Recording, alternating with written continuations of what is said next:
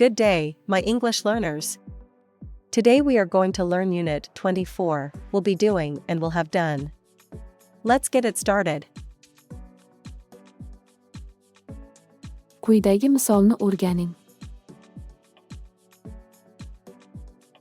Bu odamlar kinoteatrga kirish uchun navbatda turishibdi.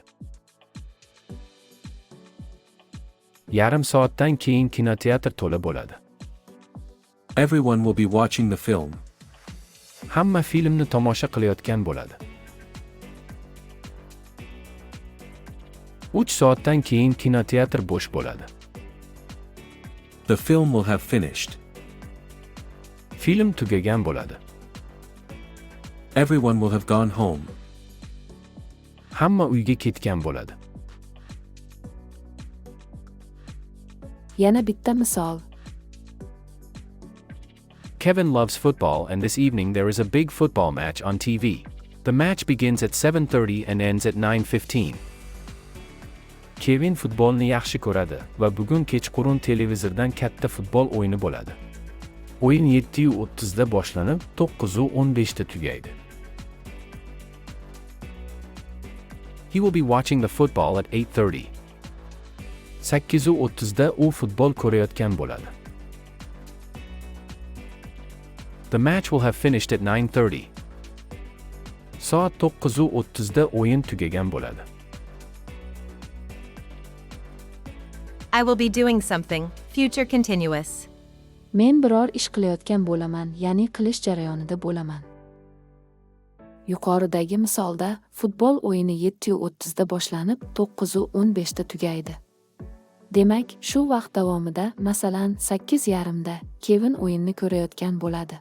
He will be watching the match. Yana misol. I'm going on holiday on Saturday.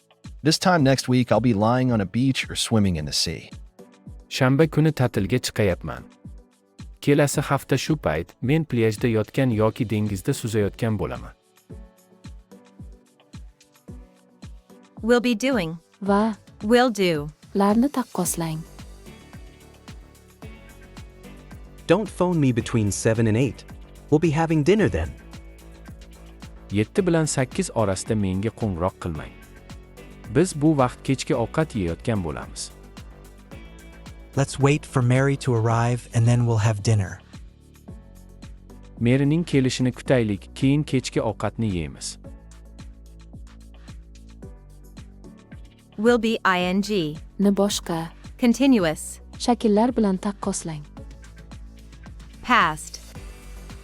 At 10 o'clock yesterday, Sally was in her office. She was working. Kecha soat 10 da Sally ishxonasida edi. U ishlayotgan edi. Present. It is 10 o'clock now. She is in her office. She is working. Hozir soat 10, u ishxonasida. U ishlayapti. Future. At 10 o'clock tomorrow, she will be in her office. She will be working. Ertaga soat 10 da u ishxonasida bo'ladi. U ishlayotgan bo'ladi. Will be doing. Shuningdek, kelajakdagi tugallangan ish harakatni ko'rsatish uchun qo'llaniladi. What time will your friends be arriving tomorrow? Ertaga do'stlaring qaysi payt kelishadi? Later in the program, I'll be talking to the Minister of Education. Keyinchalik dasturda men ta'lim vaziri bilan suhbatlashaman. Our best player is injured and won't be playing in the game on Saturday. Bizning eng yaxshi o'yinchimiz jarohat olgan va shanba kuni o'yinda maydonga tushmaydi.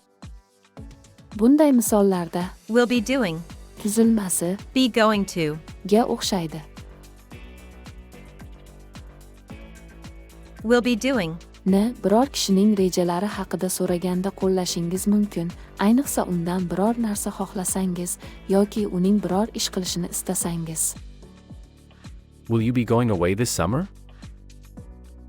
Bu yozda ketasizmi? Will you be using your bike this evening? No. Do you want to borrow it? Bugun kechqurun velosipedingni ishlatasanmi? Yo'q. Uni olib turmoqchimisan? Will have done, future perfect.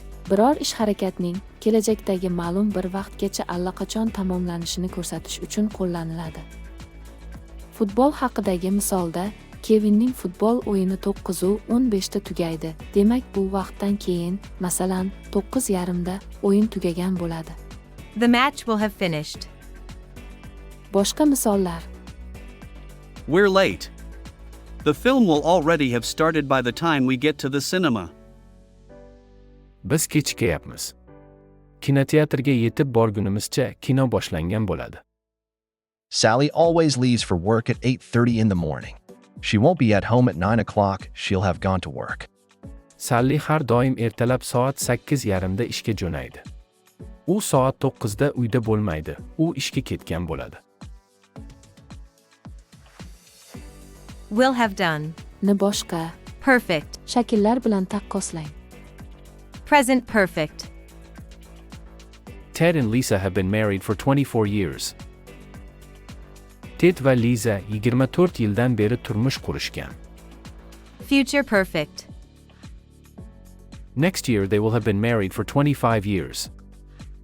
Kelasi yil ular 25 yildan beri turmush qurgan bo'ladilar. Past perfect. When their first child was born, they had been married for 3 years. Ularning birinchi bolasi tug'ilganida ular 3 yildan beri turmush qurgan edilar.